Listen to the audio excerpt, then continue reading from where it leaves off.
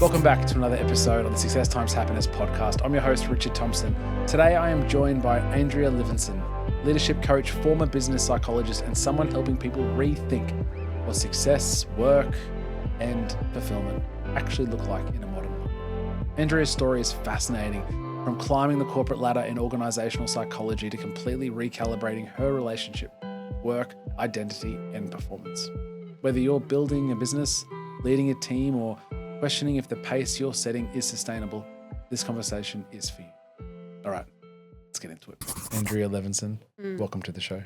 Welcome. Thank you. It's a pleasure. If someone asked you what you do, Yes. what would be your response? That is such a good question, and one that I asked myself a lot, particularly last year. So I was a registered psychologist, particularly a business psychologist, for about 25 years. And my just instinctive automatic response would always be, I'm a business psychologist. I help people in the workplace with human skills and being more human and leadership and those sorts of things. I'm no longer a registered business psychologist.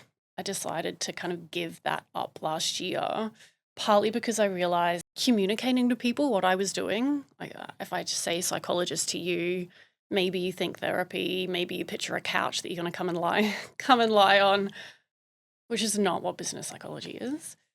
And I found that box of psychology, it felt like a box to me. So I've done a lot of questioning over the past 12 months or so, in particular about what is the work that I do and how do I explain it. Here's my current imperfect answer. I work with individuals, teams, and organizations to build their human skills so that they can create a place where they love their work and their work loves them back. I love that as an answer. That sounds, I guess, a fair recalibration of that person's perspective. Talk to me about whether it was last year's recalibration for you, but was there a moment in your life where you thought, I need to pivot. I need to. It potentially would, is last year. But you are a bachelor's in psychology, master's is in organisational psychology. When did work start loving you back? I think work has loved me back in seasons, yet not consistently. I love that question though. The first kind of recalibration that comes to mind for me is actually pre-psychology. So I started a business accounting degree and I was going to be an accountant and I was going to do stockbroking after that. I don't know why. Actually, I do know why, but anyway, that was my plan. And I got to halfway through my business accounting degree and my peers were getting excited about the double entry accounting around mergers and acquisitions, and I was so bored. And at the same time, I had people that I was working alongside in my fast food job who were talking about subjects at university that just excited me so much. And that was developmental psychology, actually. And this person was talking about critical periods and how there's like a particular time where we're just primed to learn language and what that means for kids and development.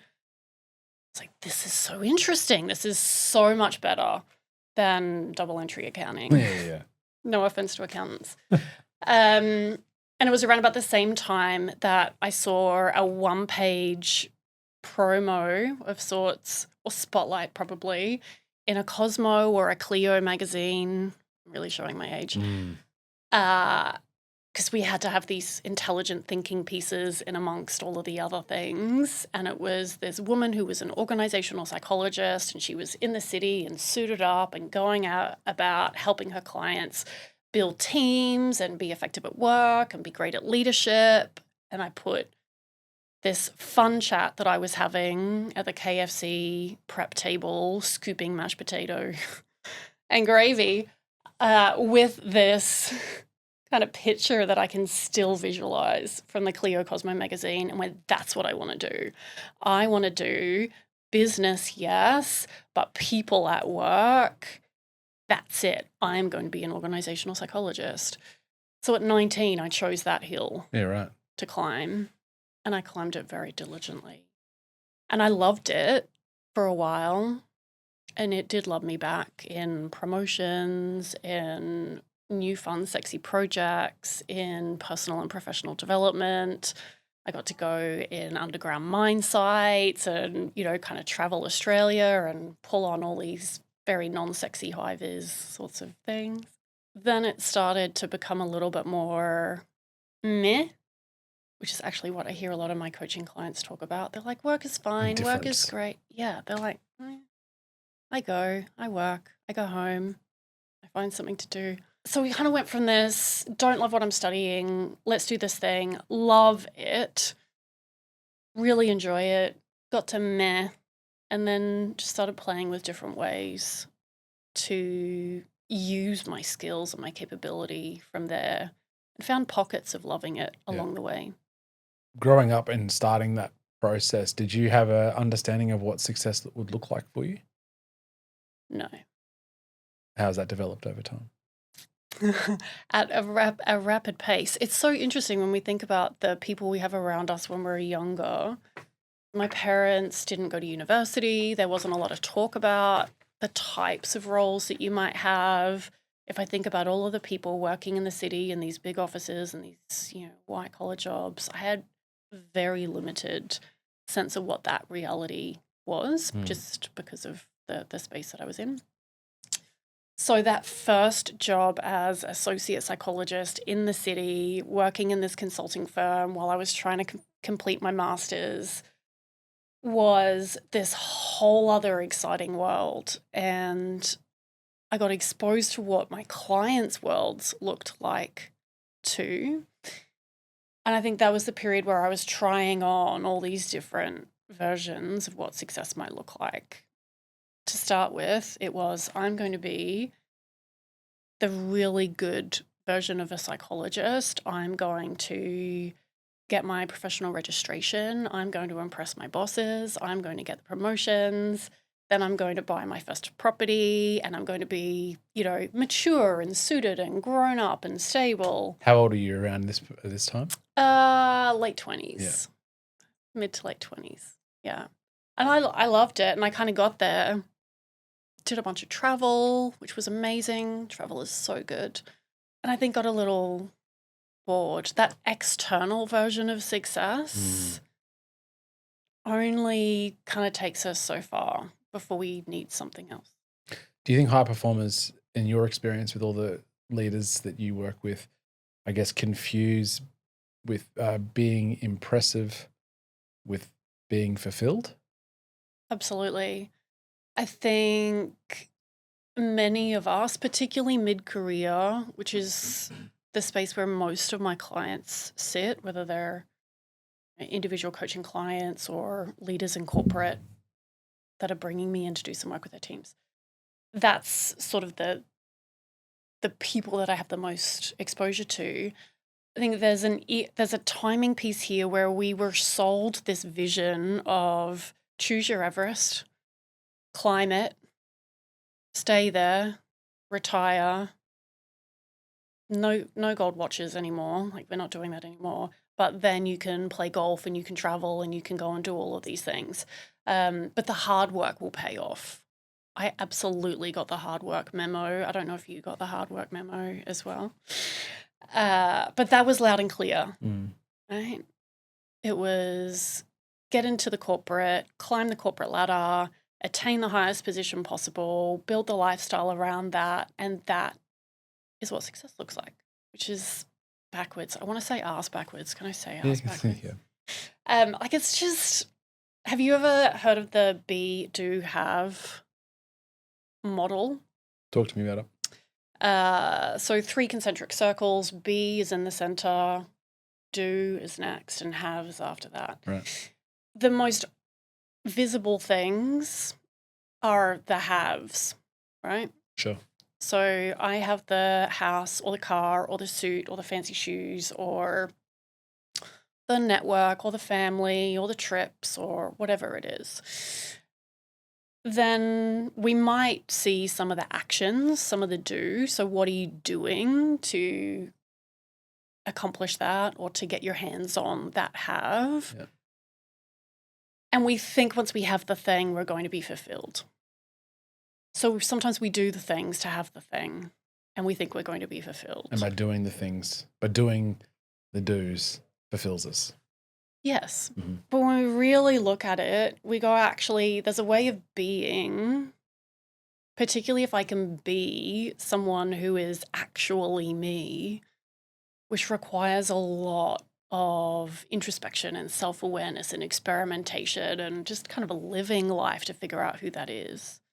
So if I can figure out who I am and I can be me, then I can make sure that the do's are aligned with that, and that will get me some haves, but the haves will be the ones that actually mean something to me. So we go outwards in, we look at, I want to have, my most profitable quarter ever. So I'm going to do the sales activity or the productivity piece or whatever it is. But we forget who we're being in the process.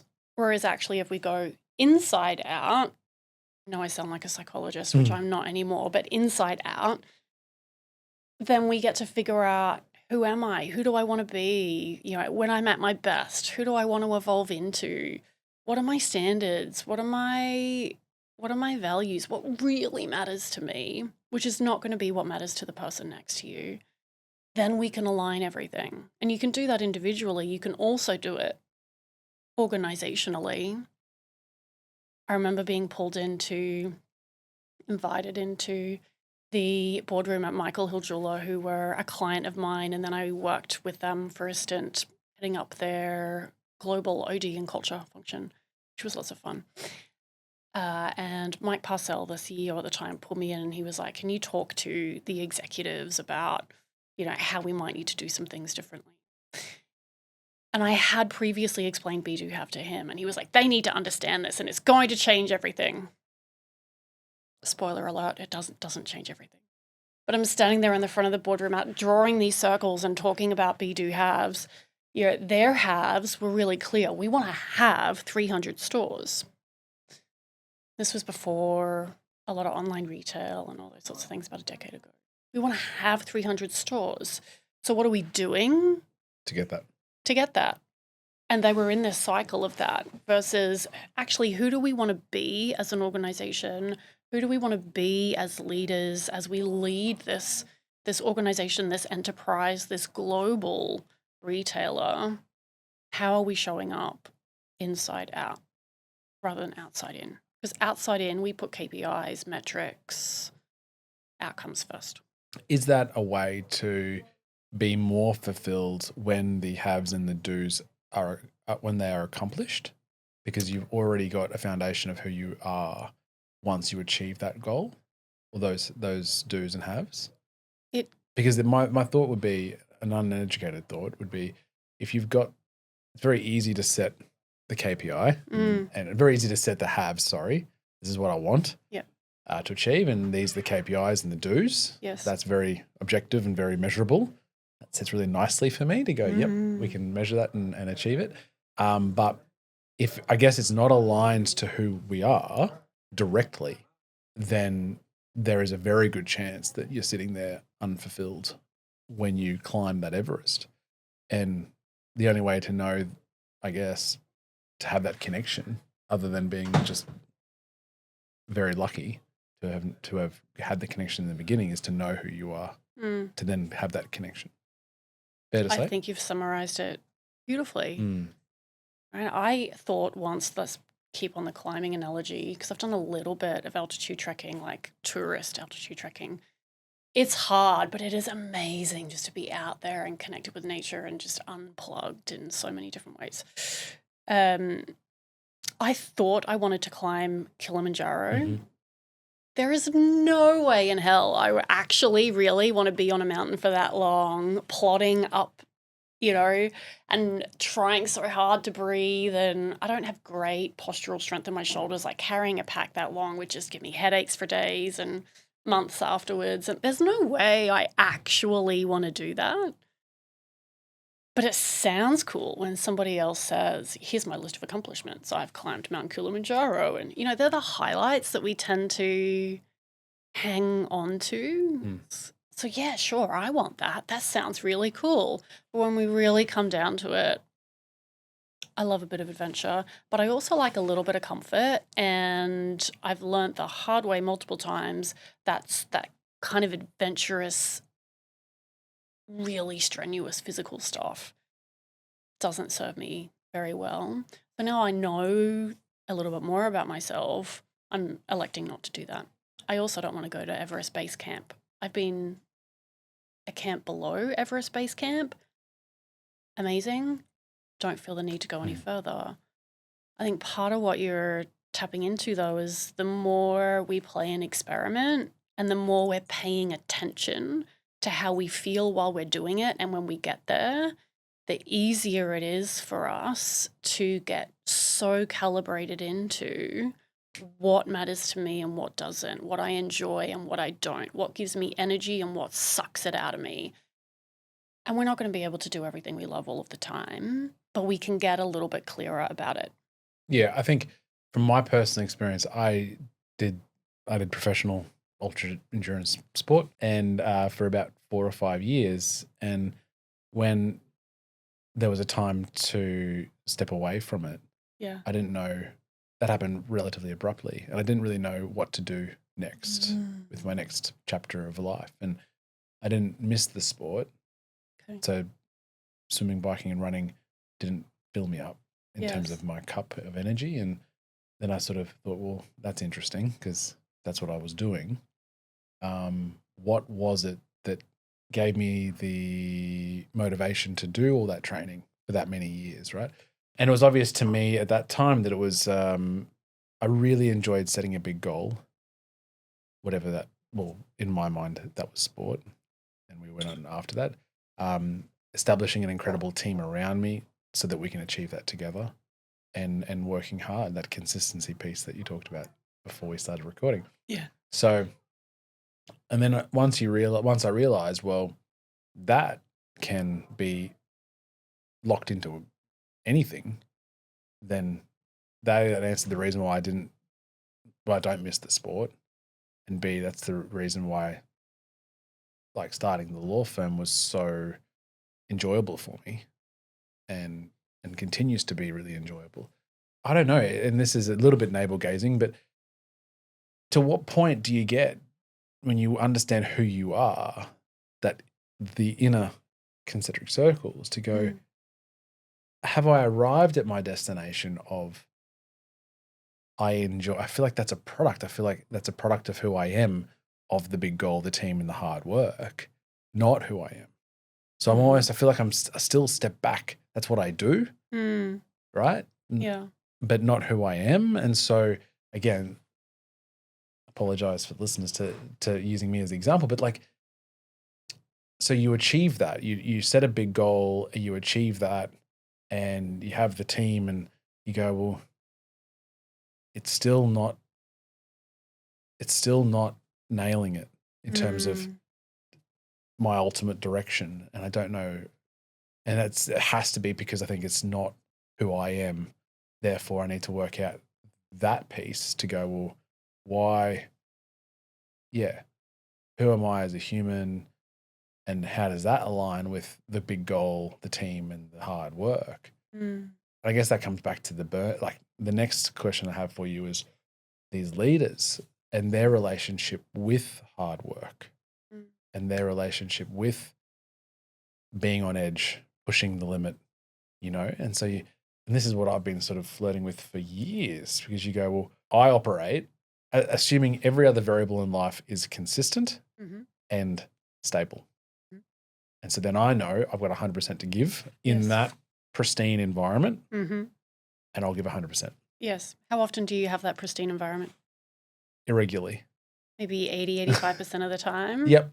But then the 15% of the time or the 20% of the time, something will go wrong in any area of life. Yes. And you're like, oh, I don't have a backup here. I'm not operating at 80% to allow the contingencies to come in to be able to go, yeah, I'm still in a safe place because I can handle this contingency issue because I'm only giving 80% of my effort. I'm like full max noise of effort because the assumption is I won't have to deal with that.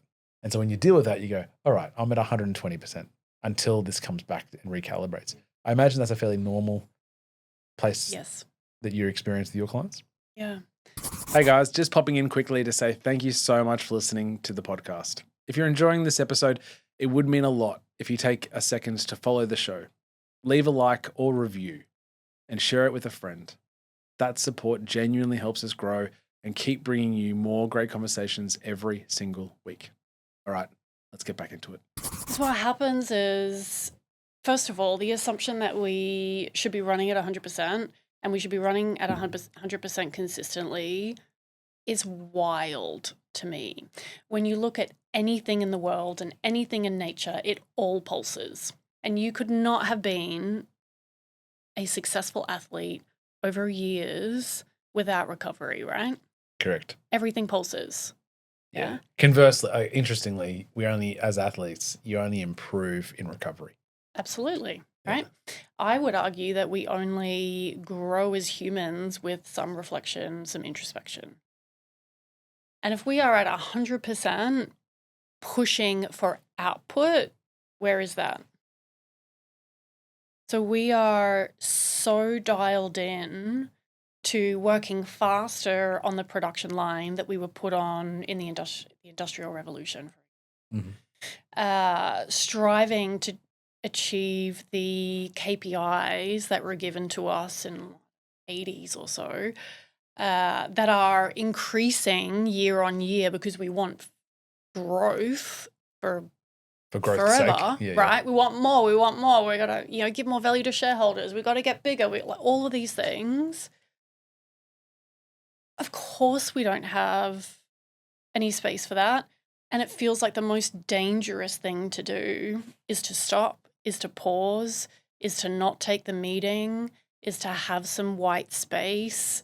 It feels so dangerous because we are rewarded consistently, repeatedly, and sometimes extravagantly for our output and our achievement, not who we are showing up as. Then if we put that in kind of like the modern context with all of the things going on in the world at the moment and how far we've pushed people in the workplace, there are so many changes happening that we really need to lean into our humanness, funnily enough, if we're going to be competitive, if we're going to survive, right? If we are constantly in the red zone, if we're going at 100%, then generally speaking, we're in threat mode, right? And neuroscience is not my first forte. I'm a bit of a dabbler.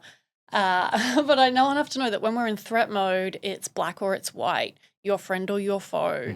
I'm very short-term focused. I'm very blinkered. Yeah.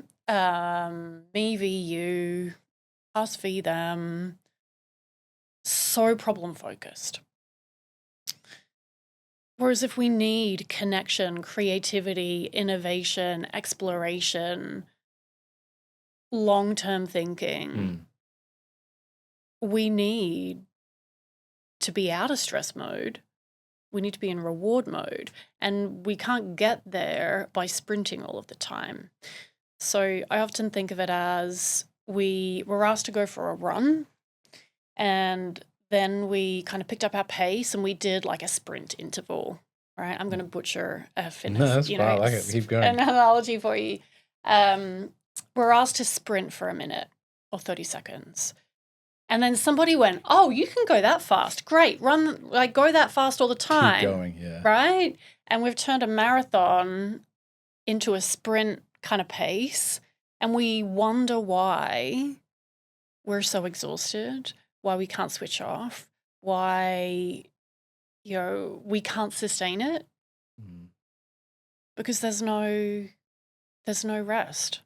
It's been a long time since I've done sprints, but I used to do like 30-second sprint, 30-second rest, right? Yeah. You can do that for a reasonable period of time, whereas if you ask me to keep that pace up for a minute, there's no way I could do that.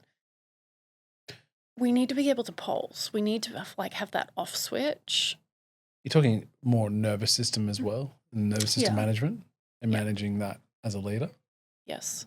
I think nervous system management and what we're coming to understand a little bit more scientifically puts some rigor around what I think we've often known. I can tell, you can tell how somebody is when they walk into a room.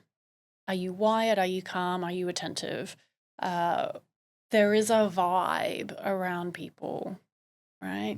We can tell when somebody is fried, and we get stuck in these places. But the more we understand about the nervous system, the more we have a framework to logically, rationally go, oh, yes, that's what's happening.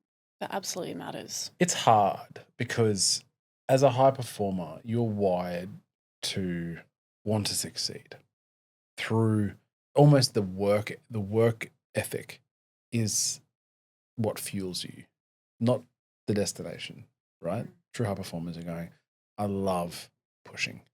Yes. I love working hard. So it's difficult for me to absorb the idea that may not be the best way of going about life. And then you go, okay, maybe I need to operate at 80%. Maybe I don't need to sprint all the time, to your analogy. And then you go, well, that's okay. That takes away my internal, I have to recalibrate that to go that I'm actually doing it not wrong, but there is a different way of doing it. I've interviewed a lot of people who have been extremely successful, and they get to the chair and they are now spruiking work-life balance. They are now saying, oh, it's really important. I've stepped back a bit from work. It's really important for me to be at my kids' sports days and do all the things, right? But I also see them as going, well, that I appreciate that. We've got lots of kids in the house, and I just get to every sports day and try to do all the things that I possibly can for them. Yeah. I don't want to miss that. It's a non-negotiable for me.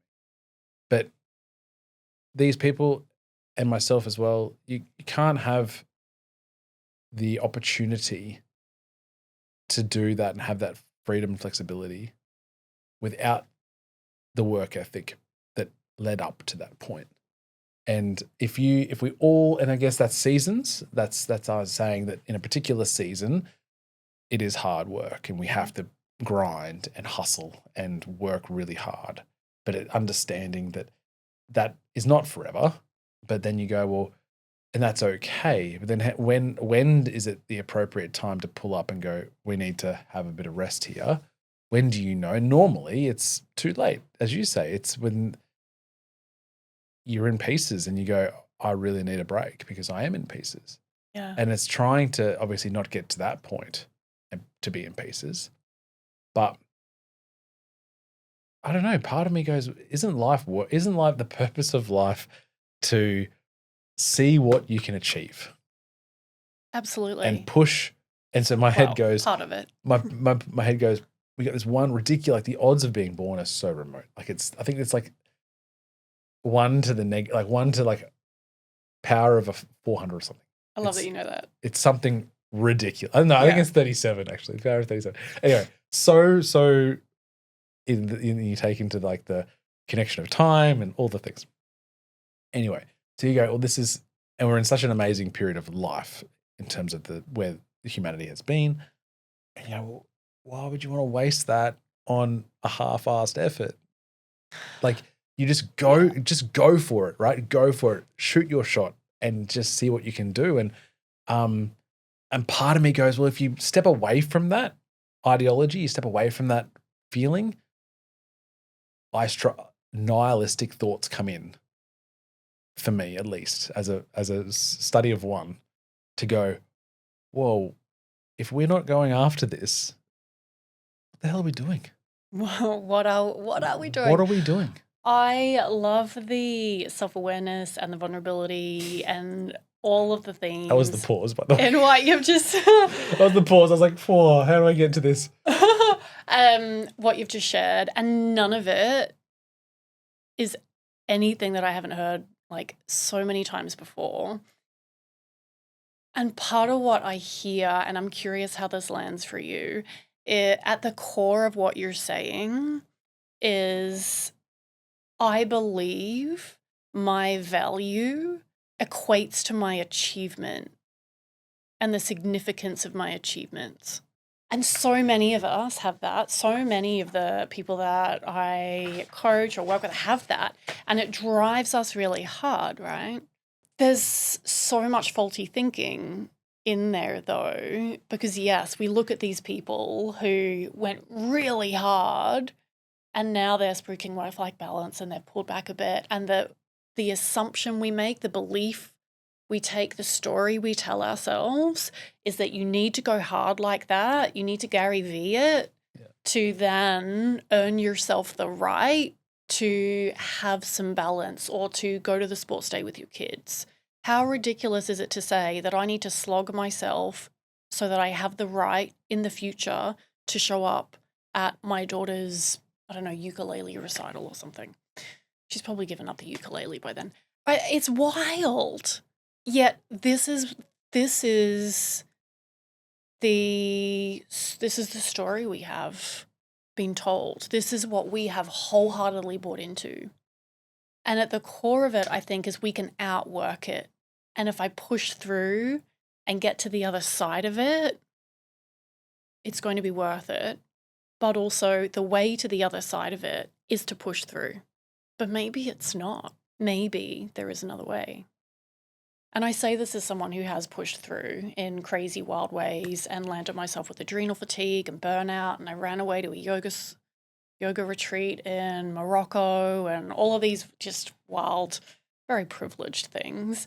We all fall into it. And at some point, I think we get to question, is this actually the recipe or the roadmap that I want to follow? And is there another way? Which is part of what I also hear in your reflection, right? So if I apply that to some of my life, because it's one thing to, yes, have a master's in psychology and all of these things and know stuff, that 100% does not guarantee that we don't do the wild and crazy things that land us in burnout and fulfillment and all those sorts of things. I can so viscerally remember a time in my consulting career. I spent 13 years in consulting before I went in-house at Michael Hill and did a whole bunch of other things after, where I had this belief of I just need to show up today. I just need to push through. I just need to get in there and do this, and it will be better later, right? I'm in the dark tunnel and I just need to feel my way to the end. And I landed at this place where I would get up, I would get dressed so fast. I got it down to 20 minutes. Like, I'm not like the most high maintenance woman around, but, you know, get up, shower, makeup, suit, hair, jump on my scooter. I was living in Brisbane at the time, not here on the beautiful Sunshine Coast. Get on my little Vespa, get into town, Paddington to Brisbane. Early in the morning, the traffic wasn't terrible, but I could do that in 20 minutes. Yeah, wow. Can't get ready in 20 minutes now. And I was just going so hard and so fast. There was one morning I got up, did all of that, jumped on the scooter, rugged up because it was autumn or winter, it was cold, parked my scooter, came out of the car park, started crossing Creek Street for any Brisbane people to go to the coffee cart, which was my first stop. And it was dark and it had just rained, I think, and there was no cars on the road. And I was like, oh, quiet today. Wonder what's going on. And I'm walking across to the coffee cart and it's dark over there too. And there's no people over there. And actually the sides are down on the coffee cart, right? The coffee cart is closed. The coffee cart opens at 6:30 in the morning. What time was it? Like 6:15. Somehow I managed to get up. I didn't even know what time it was. I didn't have an alarm. Like I was in, ready to go to the office at 6:15 in the morning. Like I know Australians and Queenslanders in particular were early morning people, right? That's early, yeah. But that was ridiculous. No wonder I was so tired. Like my body was so sore. I was so jittery. I had moments where I'd take calls from the client who was very angry about mistaken something that was ultimately inconsequential, but she's practically yelling, and I would be crying, and I'd hang up the phone and have to go for a walk, which is a beautiful thing to do when you're in that sort of situation, right? You process some of the cortisol and it helps you kind of ground. But I was doing it because I thought I couldn't let the team that I was leading around this project see me sobbing in the sobbing in the corner. Like, this is ridiculous. The only way was what got me into that situation. What got us out of it was space to think and find an expert to come in and build a new reporting system. There's space to negotiate with my leader to get additional resources and have somebody else handle some of the pieces. It was still hard. I still don't have fond memories of that particular project, but we need to find other ways. You can't just push through. It's not great. Do you think many successful people like secretly fear slowing down for the fear of, I guess, them not knowing who they are without that momentum? Yeah. Because it's not necessarily who am I without being a lawyer, or who am I not being without a triathlete, as an example. Because I've been very good for my entire life not to care, A, what other people think, but B, also like genuinely, and B, but also, well, I guess I care about people who I care about what they think of me. Yeah, but you're in a circle. Yeah, but everyone else, I don't necessarily care. But also not latching onto identity of, oh, who am I without triathlon? I don't care. I'm happy to reinvent myself or do something else, right?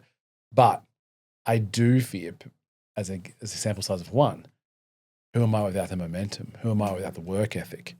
I'm aimless, Andrea. Like, so therefore, does that hit? Do you see that with your clients to go, well, if you're trying to recalibrate their way of thinking and way of doing business and being able to show up for them at a better version of themselves means slowing down, that's at odds with them going hustle, hustle, hustle, that push through. There's a bit of identity concern there to go, well, who am I without that? Absolutely. And I can think of several conversations just in the last couple of weeks where that has been the realization that has landed for somebody, whether it's, oh, my husband asked me how work was and I say fine. And then like at 8 o'clock, when the 8 to 10 o'clock window, I go and find something to do. Kind of like, well, why am I doing these things? Like, why can't I just exist? And what am I afraid of if I just existed? Or a conversation I was having with a beautiful exec last week. For her, it took the shape of early in her corporate career, the things that made her successful were the tools and the frameworks and doing strategy this way and all of these logical, rational structures that she had bought into.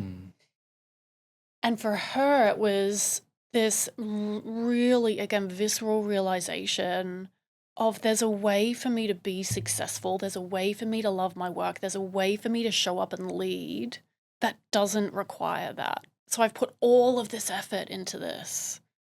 And actually, I would argue at the moment in the state of the world and where we're at in work, what people actually need is a human showing up as a human being and connecting with that other person as a human and maybe showing some curiosity. You know, we all want to be seen, heard, and appreciated, right? That is not something that necessarily lives on a to-do list.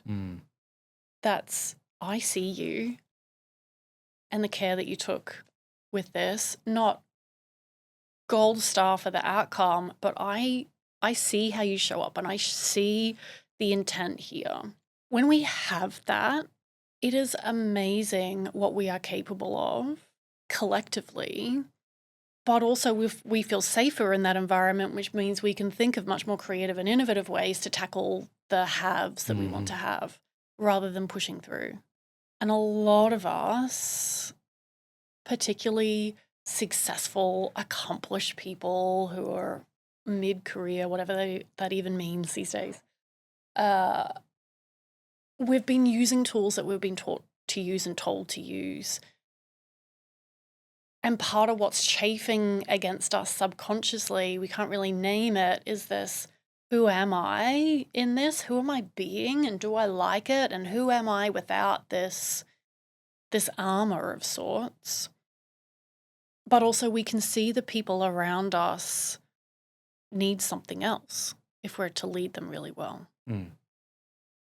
What do they need? Like they need our connection. They need our attention. They need our presence.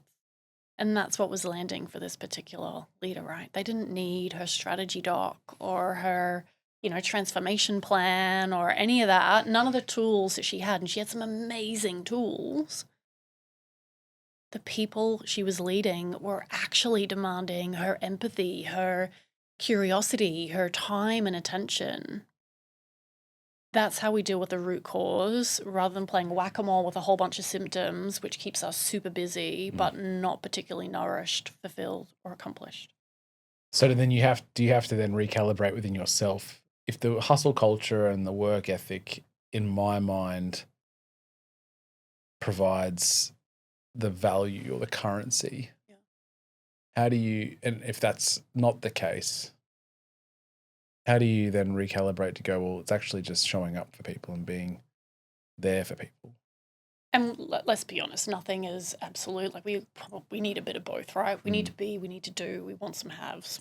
We want all of those things. The recalibration piece for me is a very inward process. Like we're tackling the bee, right? We're trying to excavate. We're doing this massive archaeological dig and going, well, what are the stories I'm telling myself about work? What are the beliefs that I have? What are the mental models at play here? And knowing what I know now and being someone who's got a whole bunch of experience, this massive rich data set to play with, I've skinned my knees, I've been successful, I've done all of these things. Knowing what I know, which of these am I choosing to take forward because they serve me and because I actually believe they are true? Versus having them exist in us very unconsciously and driving a large amount of things that we're doing, whether we like it or not. Does that answer your question? Yeah, I like that. And I really appreciate your time, because I feel like this is a conversation that, it was timely. And I think in the environment that it is as well, that we're all busier than ever, but probably not as, and with all the distractions out there to almost you go from being really, really busy at work to then you think it's downtime, but it's actually just keeping your mind occupied so you don't land with the bee and the figuring out what actually floats your boat or lifts you up and fills your cup as a human and figure out who you are. I think it's a scary prospect, but I think it's an important step to go through.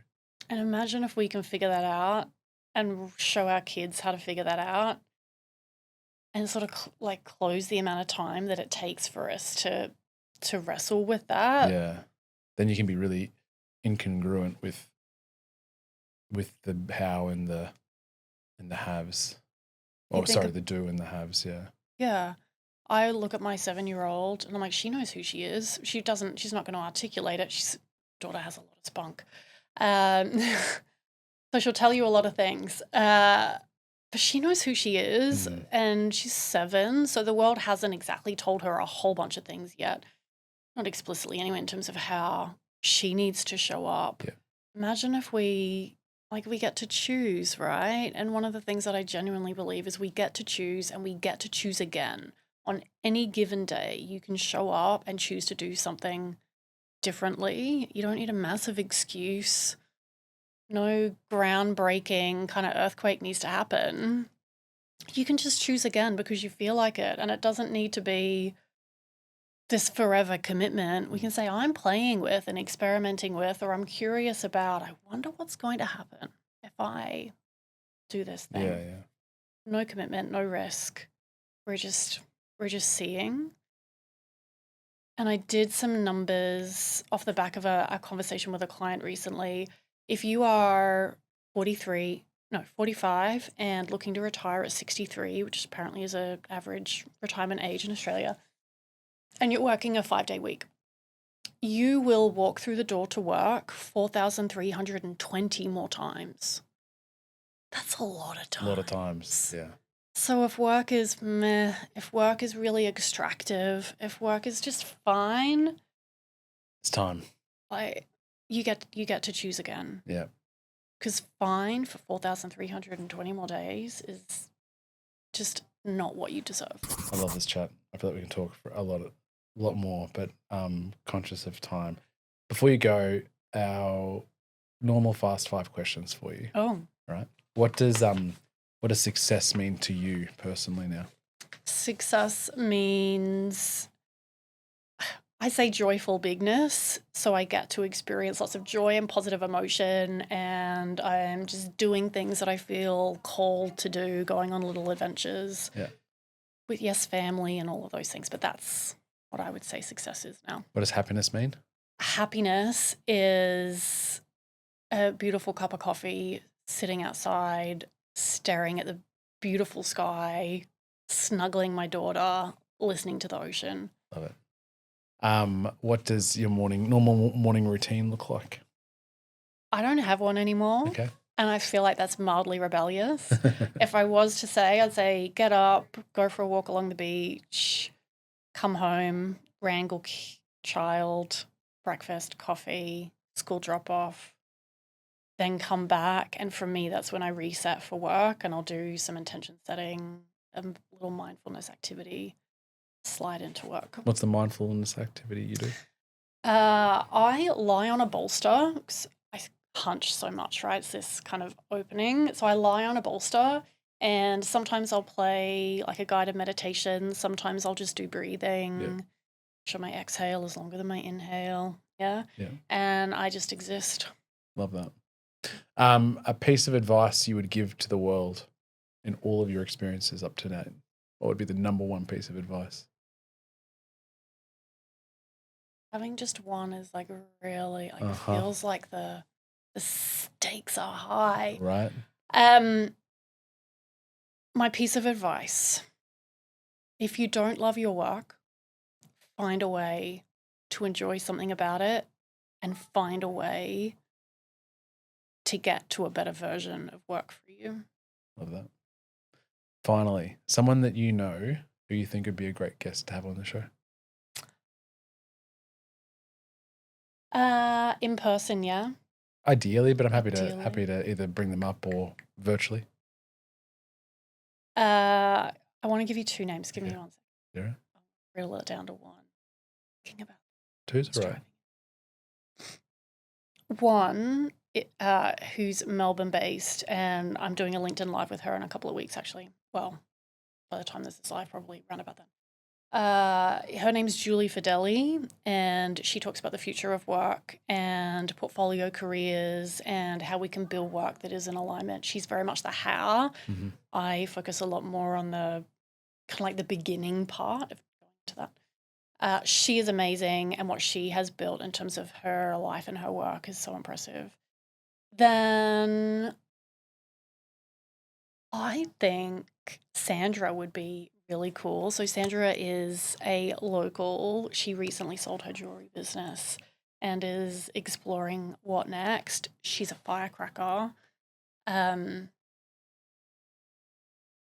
Where was her jewelry business? Perugian. Yeah, I think she's a client of ours. There you go. Yeah, there you go. Livewire. Love her. It feels like a bit of a wild card one, but yeah. Okay.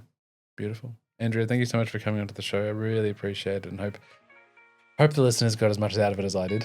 So I appreciate your time. Pleasure. That was another episode of the Success Times Happiness podcast. Next time you're staring at your inbox at 9 p.m, turn to the person next to you, tell them all about the show. It really means a lot. A huge thank you to Andrea for sharing her perspective on work, ambition, and what it actually means to build a life that feels aligned. If today's conversation inspired you, please subscribe, leave a comment, or share it with someone who needs to hear it. It genuinely helps more than you know. Until next time, peace.